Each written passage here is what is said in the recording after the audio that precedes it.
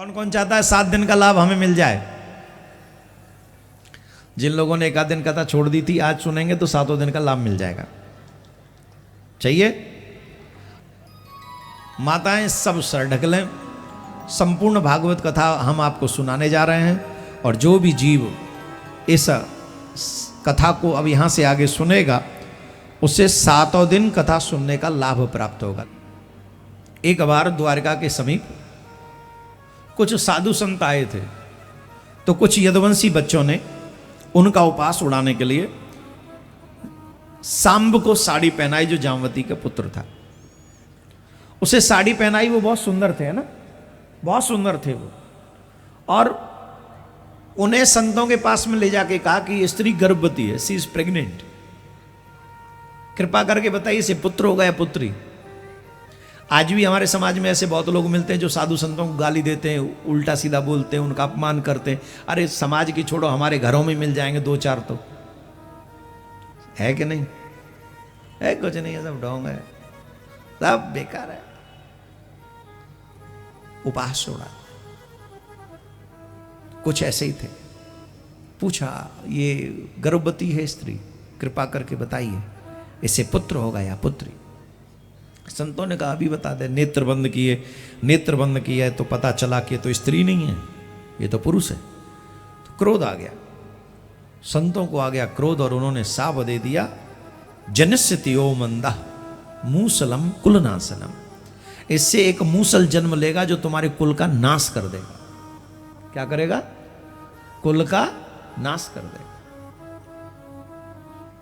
साड़ी हटाई तो मूसल निकल पड़ा, और डर गए। उग्रसेन जी के पास में भागे, महाराज चिंता मत करो, इसको वैसे पीस दो। अच्छा देखो, इसको कहते विनाश काले विपरीत बुद्धि।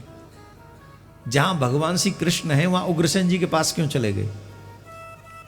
कृष्ण जी के पास चले जाते तो शायद लेके जाते, हाथ पकड़ के चलो महात्मा से क्षमा मांगो, तो कोई नया ऑप्शन निकलता। नहीं गए, गए किसके पास? उग्रसेन जी के पास। मतलब जब समय विपरीत आता है तो सलाहकार भी हमें अच्छा नहीं मिलता।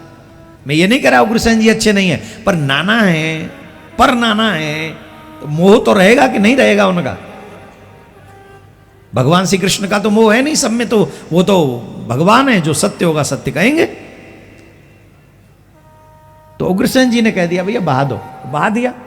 अब थोड़ा बहुत जो कील बची थी उसे ऐसे ही फेंक दिया, ऐसे ही फेंका तो वो मछली ने निकल लिया। मछली ने, शिकारी ने मछली को पकड़ लिया, वो कील जो निकली वो तीर के आगे लगा ली, और जो चूरा बहाया था उस मूसल का, वो समुद्र की लहरों से बह बह के सागर के तट पे आ गया, और उससे एल का नाम की घास बन गई। एक बार सभी यदुवंशी प्रवास क्षेत्र में जैसे घूमने फिरने निकलते, सब परिवार के साथ निकले।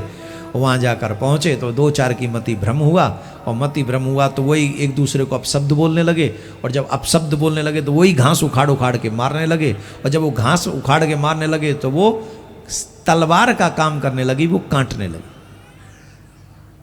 सबको काटने लगी। बलराम जी महाराज बचाने के लिए गए। कन्हैया ने कहा अब इनकी लीला पूरी हो गई है, जाने दो, चलो हमारी भी लीला पूरी होगी, हम भी चलते। तो बलराम जी महाराज के मुख से सर्प निकला, पाताल में गया। ऐसे बलराम जी महाराज ने अपनी लीला को पूर्ण किया। भगवान श्री कृष्ण एक वृक्ष के नीचे बाएं चरण के ऊपर दाएं चरण को रखकर विराजमान थे, चिंतन कर रहे थे। काल का वो निमंत्रण स्वीकार कर रहे थे, मानो समझ गए हैं, देवताओं ने भी प्रार्थना कर दी है, अब आपकी लीलाओं का पूर्ण होने का समय आ गया है, प्रभु लीला पूर्ण करें। तो उसी चिंतामग्न स्थिति में बैठे थे, तो उनके चरण के ऊपर चरण की रखने का जो स्टाइल था, वो चरण ऐसा दिख रहा था जैसे मृग का मुख है। तो मृग का मुख समझकर उसी शिकारी ने वो तीर चला दिया, और वो भगवान के श्री चरण में लगा।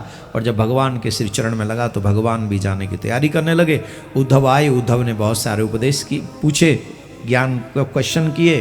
भगवान ने बहुत सारा उपदेश दिया, गृहस्थियों को क्या करना चाहिए, वैरागियों को क्या करना चाहिए, सन्यासियों को क्या करना चाहिए।